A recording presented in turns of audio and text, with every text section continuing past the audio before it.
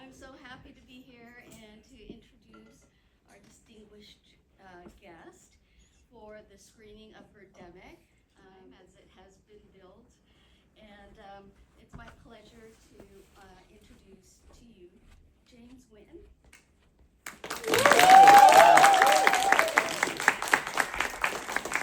James will be giving some introductory remarks.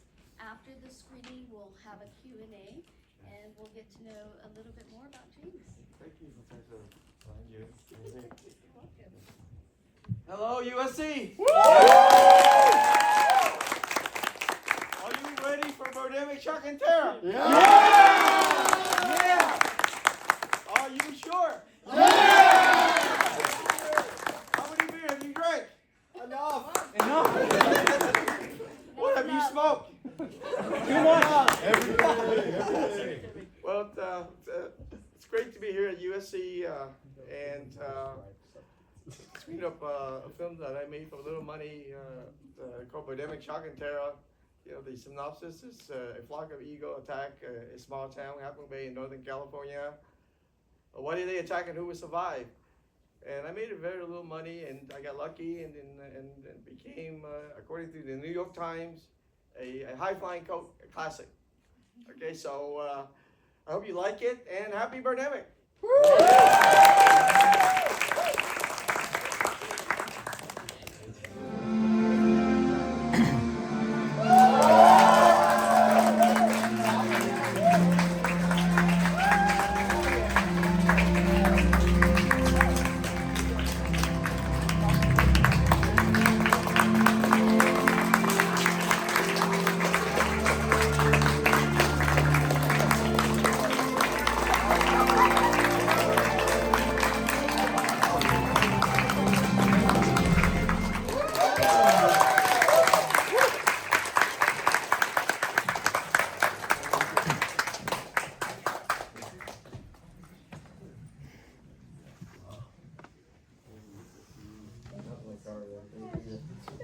I just want to say you're probably one of the best audience that's going to watch Birdemic, you know. Big hand you guys, Okay. Wow. So many questions. I remember in 2011, I was a judge for a local Vietnamese film festival in Orange County. And thank you. And I saw your film, and I said, we have to have it at this film festival. This was in 2011, and no one had heard about it. It was a hit then. 15 years later, I still am so in love with it. It's a masterpiece. Yes, thank you. You know, I mean, like I said, the New York Times calls it a high-flying cult classic, you know, and yeah, it's I made it at that point of my I never went to film school. I became an accidental filmmaker from the .com era, and so after the .com I founded this company called MovieHit.com. It's like we were the first Netflix. We were streaming movies, you know, dial-up, and we had fun. A lot of Hitchcock, public domain in those early days, and so iFilm, you know, a bunch of other startup, and we all went belly up, you know. But we were the first Netflix. We were the first streamer 20 years ago. Before, you know, now Netflix and everybody. So we went on belly up then. But I fell in love with the movie business. I went down to Hollywood and I licensed a lot of movie. I mean, I bought a lot of Hitchcock films, black and white and horror. And so when the .com bust came, I just started picking up the camera, start shooting, you know. And you know, so if I ever have a film school, I went to film school, I should say maybe a self-taught Hitchcock film school cinema. Kind of like the romantic thriller. I mean, I'm sure you've seen it in the film, the structure of a romantic thriller. You know, Mr. Hitchcock, he invented that. You know, all his film, you know, like especially Vertigo, The Bird, Rear Window. You know, it starts romance and there's a twist and turn and all hell broke loose, and then you know, it's, that not all seem what it seems to be. And so I started became a filmmaker because of that, and I started, my first film was Julie and Jack. You can watch it at Vimeo now. It's like a modern day Romeo and Juliet, Romeo and Juliet. And the second film was Replica, and I got lucky with the third film, Birdemic, which is inspired by Hitchcock the Bird.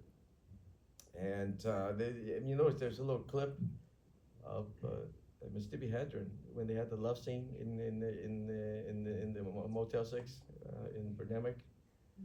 That was a cameo from my first film, Julie and Jack.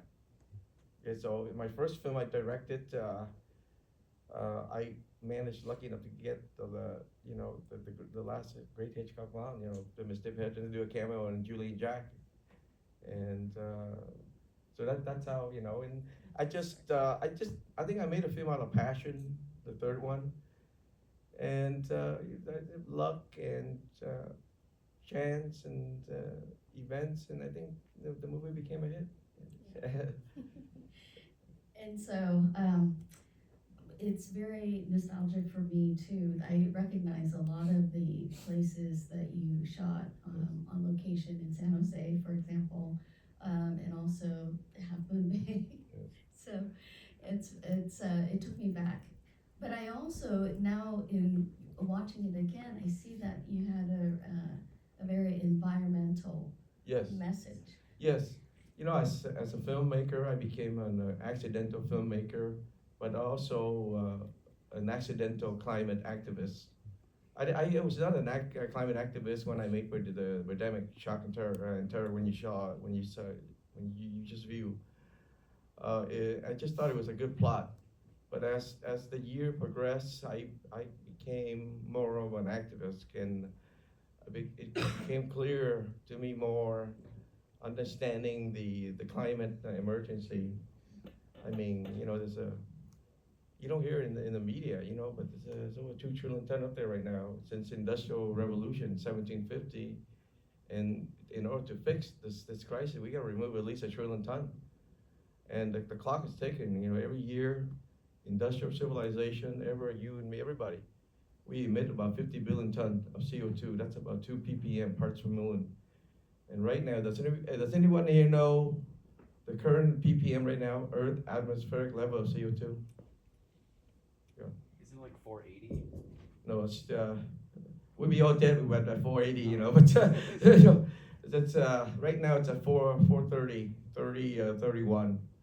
Okay, before Industrial Revolution, civilization, it's under 300, 350, it's normal. When we have 430 and we're heading toward 450 by, so I don't want to make this thing, but I'm just saying that it's more important to me that right now than being a filmmaker, and I'm trying to make a movie where to tell the story, tell the truth. I think I like Project Hail Mary. I like Don't Look Up, but Hollywood, it's a fictional tale. It doesn't tell the real story. And one of the movies I want to make, I have in my mind. There's a short film that I made. You can watch on YouTube right now called Holocene. So it's a snapshot of one of the film I want to make called Holocene. And it's a solution to it.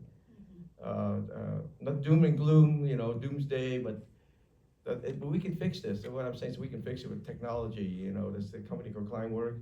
It sucks the CO2 up from the air, and we can fix this. And we can send men to the moon right now. They're going to the moon right now.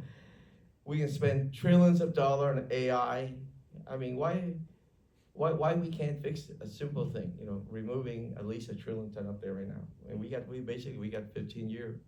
You just do the math. 430 right now, 2 ppm per year. From here to when we get to 450, that's about 2036. You seen the LA fire down Malibu? It's going to be 10 times worse. It's going to come and unless we remove 1 trillion ton up there right now, it's going to get worse every year. So is this what Birdemic 2 and Birdemic 3 are also about? Can you tell us? But Birdemic 3, The 2 is Attack Hollywood. Birdemic 3 is Attack Santa Cruz. It just tells the story when uh, during my evolution, being to become a climate activist. I just self-learned about what I just told you, a trillion ton, the parts per million. I became a self-taught climate scientist too. I should say amateur. So it's Birdemic 4, maybe the film Holocene that I'm trying to produce, direct. Does anyone know the word Holocene mean? Any geologists here? The word Holocene is a geological term. It means a environment, a climate that supports human life. So like before 1750, before industrial civilization, we have the Holocene. The Roman Empire, the Greeks, 2,000 years into 1750. After that, from 300, under 300, 280, all the way up to 430 right now. And when you've seen the LA for wildfire. And when we get to 450, that's only 15 years from now, 10, 15 years from now, it's gonna be worse. So what I'm saying is just offer a solution to fix this emergency. And this is what you don't hear in the media. You don't hear it, but I have this. I'm trying to start really this kind of like nonprofit called Climate Fix, and that's what I just told you about technology. Because my original is I'm a computer science major. Went to San Jose State. I was a developer for several years, and so my background is high tech. So I always fall to technology, and I believe that we have the technology, the means to fix this, but it's just that we're not focusing, we're not spending the trillion to fix it. And the clock it's raining. Just seeing, we have the Iran war right now. You see how dependent the whole civilization on some fossil fuel. You disrupt the Strait of Hormuz. Look, the price go up, and civilization is still heavily depend 90% over industrial everything in fossil fuel, and to fix it, I mean, you can't go after the oil company because they may have the money to help you fix it. It's just the technology to remove it, suck the CO2 from the air and sequester underground. And that can be done in the span of time we left, but we have to do it now, else you're gonna see more LA fire than we've seen in I think it was last year, right, January. Last year, yeah. Well, I have a couple more questions, Yeah, but sure. perhaps we can start with questions from y'all. If you have any questions for James, please do ask.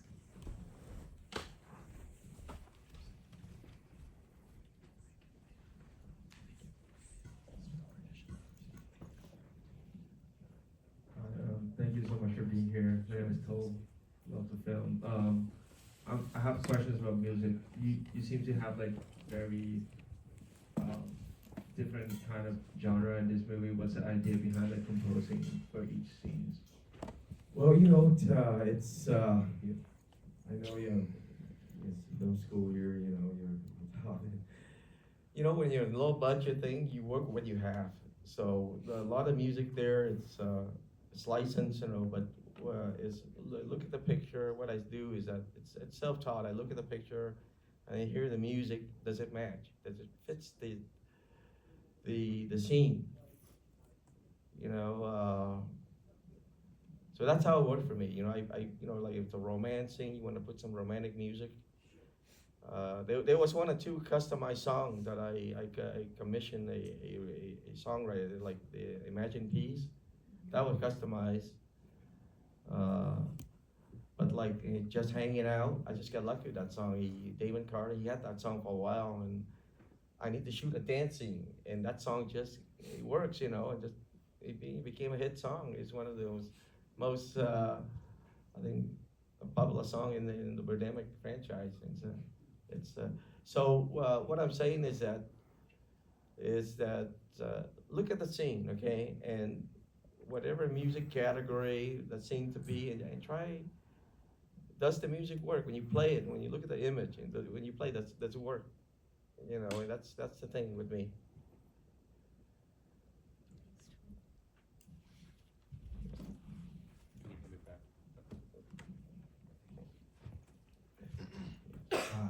you again for such a cool movie. If you remember, how much did you spend like on the entirety of this movie? It's about 10,000. How many Yeah, thousand? yeah, 10,000. So 10 years ago would have been 20,000 today's money. You know. Yes. For sure. Yeah, it's. I think part of it was from my paycheck. I was working a day job, so we filmed it mostly in the weekend, Saturday and Sunday, for like 2 or 3 months, and self-finance.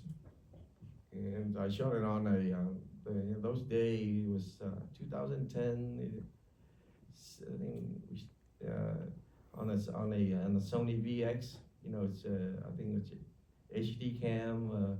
It was 720p. It's not even HD yet. But when we released it, HD came out, so we upscaled to HD. And you see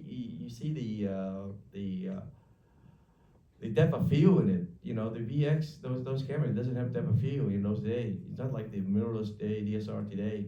What you do those days, you remember the depth of field adapter you put in front of the camera? You can take a digital camera, right? That the sensor is not big enough. You don't have the botte or the depth of field, and you put the adapter in front of it. It adds the depth of field so it looks cinematic. And those days, you know, like today, you don't have all the gimbal, the easy movement. Those days, you gotta have the dolly, you know, and even the crane. So life is much harder, you know, than until, you know, the last 10 years with the gimbal and the drone. Things got much better, you know. And today, I mean, I wish we got AI in those days, you know, because those eagles will look more realistic, you know. Yeah, I mean, I'm jealous of you guys because now you got, you know, AI, really. I mean, as long as you use it right, it could be to your advantage. I mean, take little example, Birdemic, shock and terror. Just imagine, use some of the tools today, runway and others, and replace it with some of the stuff that I hired the student animator to do that. I'll make it really a Hollywood production with today's tool, really, you know, with no money. I think it can be done, yeah, you know, if it's done right. And I'm all for the AI as a tool, you know, and I think you guys live in the greatest time as filmmaker because life just got easier, you know. Just use it right, you know. I mean, if you do it right, yeah, you can take the credit for it, you know. I mean, it's no different from hiring an animator until the AI to animate. It's no really, it's just better, cheaper. Just that. You got to do it in a way that won't, you know, today, because people are scared of AI because they say, oh, it's not your work and all that. I disagree with that. I think if you do it right, disclose it, you got to disclose it too. I think that people will accept that. I think it's also a culture thing, you know. It takes time, maybe 5-10 years for the film industry, even the culture really, to accept AI technology in cinema. It's not going to happen overnight. So maybe there's backlash right now, you know, but I think in time, if it's done right, I think that it will be accepted. Because for indie filmmaker, low budget, it's perfect. You have no money, you know, you got AI, the power of AI, they can produce a picture of $100 million production. I mean, anything you want to look like Spielberg or Jurassic Park, those things cost hundreds of thousands, millions of dollars to produce in the studio with big computer machines to generate those realistic images. And you saw what I did with $10,000. So there's a limitation when it comes to animation, you know, anything special effect. But didn't you in Birdemic 3 use the same kind of special effects? Yeah, I tried to make it better, but the budget wasn't there, and so I had to do work with what I had. But I was very regret, you know, what I did in Birdemic 3 in the animation. It just been 10 years. Only 7-8 years in, it should have been better. I had a long fight. The whole movie was delayed nearly 6 months because of that. But it was produced, the Birdemic 3 for like nearly 100,000, you know, and the Birdemic 2 was 300, and the first one you just saw is 10,000. So the charm of the movies are the special effects that yes. seems very Yes, I think that's part of it, but I think AI, I not very AI. yeah, I mean, but I think that if I had AI, what these filmmaker has today, I think that the film would be much better. It would look much more realistic.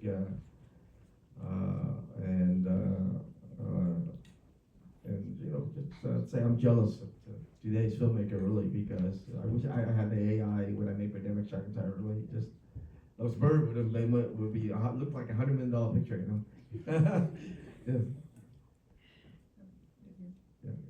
Hello, thank you for being here. It was such an honor. This is my first time watching the film, but I think a lot of us here found out about it through like online reviews, YouTube reviews, and just like the explosion in popularity that this film had online. So like at the time, how did you react to that, and how do you look back on Birdemic's legacy? Yes. Yeah, well, when in 2010 it was a hit for an indie film. It was massive. I mean, like I said, it was in front of the New York Times, the front cover, for a movie that was $10,000, and so they called it a high flying cult classic, and so it became a hit really, I think it's a combination. I think it's not just the special effect, but I think it's the message, everything, and at that point, climate change began to be on the radar of everybody, and Birdemic was just there, right time, right moment, after an inconvenient truth. So I think, I think it just, part of this business, in the movie business, really, it's different from other careers. You engineer, you're a doctor, you come out, you become, it's solid. You get paid, become a doctor, you get paid. An engineer, but in the movie business, you become a director movie. There's no guarantee. It's just part of it's being lucky. And I got lucky, like I said. It's the element of everything, but part of it is luck. And so it's just I enjoy making it, and I made it out of passion. So I just try, when I went to Sundance, I tried to sell it, and I met the Separate Film, the distributor that helped made it a big hit. Oh, sorry, I'll come down. Sorry. Oh, thank you again for showing up. But I saw that there's a Birdemic musical. Do you think you can give us any updates on what this is? Yes, I'm still working it. I think it could be probably my last thing that I would do, Birdemic, in terms of production, because Birdemic 4, 5, 6. When you make 3 movies, Birdemic 1, 2, 3, Birdemic Shock and Terror, Birdemic The Resurrection, Birds Attack Hollywood, and Birdemic 3 Attack Santa Cruz. That time is up, and the next 4, 5, 6, it's got to be a Hollywood production. At least minimum $10 million, $20 million style, and so I'm shopping around for a buyer really to take it to another level. Because it's got to be like that. I think part of the reason Birdemic hasn't really, it's just that we need a Hollywood producer, a studio, to back it at least 10 and do it the Hollywood way, like you learn in film school, the production, and so I'm shopping it right now, and I might get lucky again, So I produced them, I stepped up, and with Deep Pocket, a studio, 3 picture deal, $10, $20 million each, $50 million, in a span of 3 to 5 years, like that. So that's the thing. But in terms of the music go, I'm working on it. It could be that I might not do it because even though my movie, if you see it, it's very musical. The music is there, even Birdemic 3, Birdemic 2, it's very music. But it's musical, it's hard for me to turn what you saw in Birdemic, Shock and Terror, into a musical. It takes another person, another writer, a person with maybe Android Lloyd Webber, or it's somebody in the musical universe, to write a script like that. because my vision of the musical would be some What's up, Mr. the Birdemic man standing. It would not be like kind of like a musical version of Birdemic Shock and Terror. It would be unique on its own. And so I don't know if that would work because I'm still playing around with it. So right now, to tell the truth is that the Birdemic is that I'm waiting for the right time for the right producer studio to back. And sometimes it's just patient. In this business, not to be about being lucky, but you gotta be super patient. And sometimes patience will pay off. Like that, you know. But I am working on other films. You know, I'm working on it and try to like I told you, the Holocene is a solution to fix the climate emergency.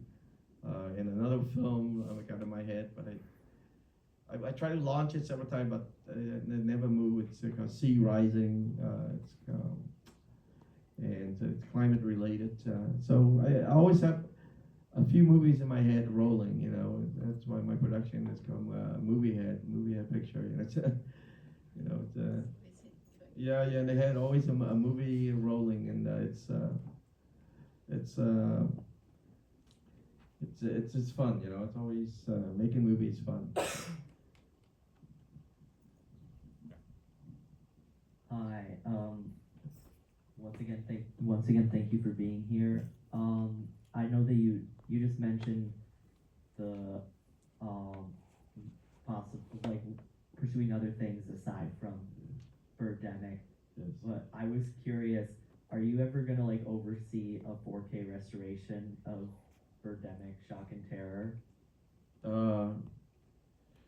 You know, with AI today, like Topaz Lab, it can be done. Yeah, you can upscale from. It's upscaled. The original print, it was at 720p on a Sony HV cam. You know, it was upscaled to HD. So it can be upscaled to 4K with Topaz and other. Yes, it can. But you know, it's up to the distributor. They do all that. But if they hire me, if they have asked me, I know how to do it. You know, it's I'm sure you're in film school. You already know that the technology right now. You know, is that you can take even SD and upscale to 4K. Like companies like Topaz and others. And it's really cool. Really, it's an amazing thing we can do with AI. If you use it right, do it right. Always give credit. You know, and then you'll be fine with it. Well, we hope you do, because you've got a whole generation of fans here, and they'd love to see it. Hello. That was undeniably the best theater experience I've had in my life. It tops everything. My question is, since it's such an ambitious film for its budget and you have so many locations to be in, what are some difficulties or challenges you had during making it? Like, how do you solve it? And what are some challenges you have with the actors? Because since you have such a big cast. Well, I got lucky with the cast. I think part of the movie success, a hit thing, is the casting, good casting. And I became a self-taught casting director too. You know, just when you're low budget, you learn how to do everything on your own. I mean, except a few things. You know, and I got lucky with the cast. You know, with Alan Ba and Whitney Moore play Natalie and the kids. So it's I got lucky with the casting like that. Let's put it that way. So you know, try to cast the best you can. You make a movie, whatever your subject thing. Try to find good actors, good actor. It's going to help out with your film too. You know, but the main thing is start with a good story, because that's the heart of it. You know, and you can it will help make a good movie. One more thing, if there's a chance you'll remake Birdemic, I want to be on your set and help you, and I think everyone else, like most people here, will help you. Sure, We work for free. Sure, yeah. We'll be there. You have some serious fans here. Yeah. If a studio take over the Birdemic franchise, it's probably won't me directing it. It's more of a consultant, that's what's gonna happen. So I am actually, pitching to the studio that, this is an undervalued franchise that needs a Hollywood backing. Birdemic 4, the Garden of Paradise, it's just the solution to the climate emergency, it's like the Holocene. Birdemic 5, Birdman, Birdemic 6, Birdemic 6 I got in my head, was it, the Oracle, the Oracle of Delphi, the Oracle of Paradise, I was in Greece, I got an idea for Birdemic 6, I was at the Oracle of Delphi, so it's, so what I can say to all, I know you're film student and filmmaker, you learn, it's just be passionate, you want to make a movie thing, be passionate, have a story to tell, be passionate about it, and you may get lucky, just do it. Try to do it the Hollywood way, okay? I mean, if you have a connection, budget, and all that, get a studio producer to back you, with a proper budget, if you can get in the hundreds of thousands, millions of dollars, 10, 20, but if you can, maybe find an alternative way, do it low budget style like the way I did it, and just do it. You get better, because before I got to Birdemic, it was 2 movies before that, and the second one was a disaster in many ways, but I learned, the second one was, I learned about the casting part of it. And the first one, Julie and Jack, I had Miss Tippi Hedren, she was in the Bird, Hitchcock the Bird. That's my Hitchcock connection, and so it was 2 movies. I never went to film school, just pick up the camera and start shooting, but as every movie you make, you get better. You actually do it in real life, in the real world, and it feels. I'll be honest with you, I'm jealous you guys. I wish I went to your film school, especially USC Film School. Maybe I would have won an Oscar. I was still a professional, by now, but learn as much as you can in film school. It helps because you notice in the Birdemic Shock and Terror, in my 3rd film, one of the things that I always remember from Miss Tippi Hedren, Hitchcock the Bird, on the set of Julie and Jack, my first film in 2001, I was an inexperienced filmmaker. There was not much movement. Remember, it's called a motion picture. You got to move the camera. On a dolly, on a Steadicam, on a gimbal, on a drone. Today with all the fancy drone, and all that fancy movement, she told me, hey James, remember it's called a movie, a motion picture. You got to move the camera, move. So in my first movie, Julie and Jack, you have a chance to watch it. There's not a lot of movement. I can always make an excuse. Maybe I'm in the style of what's his name? Space Odyssey, 2001. Yeah, Cooper. Cooper, and even Billy Wilder. There's not a lot of camera movement. Okay, I can make an excuse like that, but it was inexperienced. So on my 3rd film, you see in Birdemic, I really tried to move the camera. Move forward, back. In those days, there was no gimbal, so you have to move it on the dolly, and then it's heavy because the VX. It's heavy, you don't have the fancy DSLR camera these days, or the drone, the gimbal.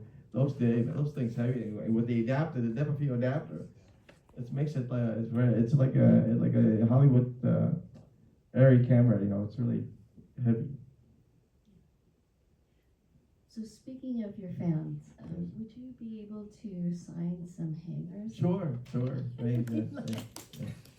Okay, so if there aren't any other questions, we'll end it on that note with the hangers. I just want to say thank you so much to James for... And thanks for coming, you're the best fan. Thank you. Thanks for coming. And good luck with film school, okay?